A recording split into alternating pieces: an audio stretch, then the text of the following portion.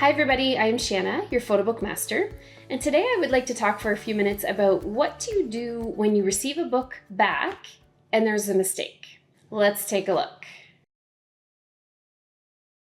Now, finding errors or mistakes in your photo books is inevitable. We all try to proofread as much as we can, but it happens. As soon as you receive a book back from a print shop, it is a great idea to look it through from cover to cover. Take a good look at the outside, front and back cover, also each and every page. These photo books go through quite a process in the shop, so to find roller marks now and then, little blemishes on pages, maybe some scuffing on the covers, it can happen. Now the shop, they want to send out great quality photo books. It's what they do. They of course want to give you high quality product, but things do happen from time to time. Also, something to remember, the equipment that is used in these shops works at an extremely high precision level. Now and then, there may be some retweaking or recalibration required, and if you see a photo that's slightly misaligned or something's just not looking right, you can reach out to support at whatever site you've used for printing right away. Generally, the print shops are excellent at sending a reprint if there's an issue that happened on their end in the shop. If there is something you notice on one of your pages and you feel like it doesn't belong, open up your design online and look there first.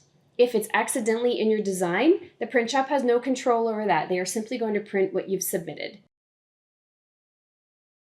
Now, the other kind of mistake, what happens if you find a detail error, either a typo or a wrong date or a name spelled incorrectly? What do you do about those? You basically have two options.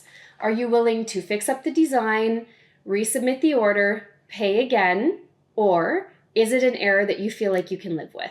Now, when I go through designing custom books for my clients, I look them through over and over. I also send a digital copy to my client and they go through and they approve the final before we send it off for print.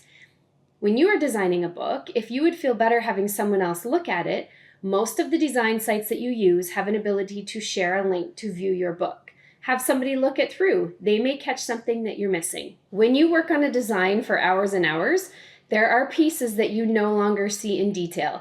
That is normal. It may just take a second set of eyes to discover the little tweaks that need to be done before you submit your final order.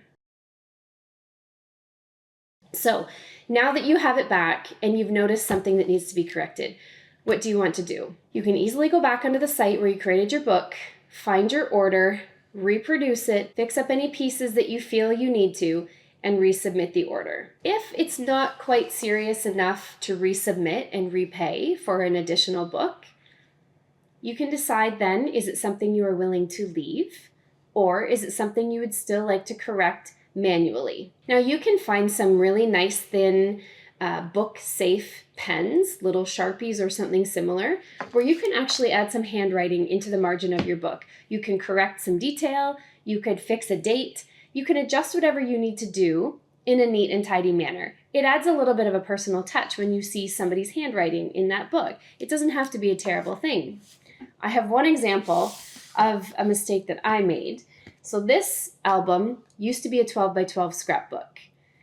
If you want to know more about turning your big, clunky scrapbooks into photo books, then check out my video above. But this used to be a 12 by 12 scrapbook, and it was about my son as a baby. I scanned the pages, I turned it into a photo book, I added some text to the spine, had it printed, put it on my shelf.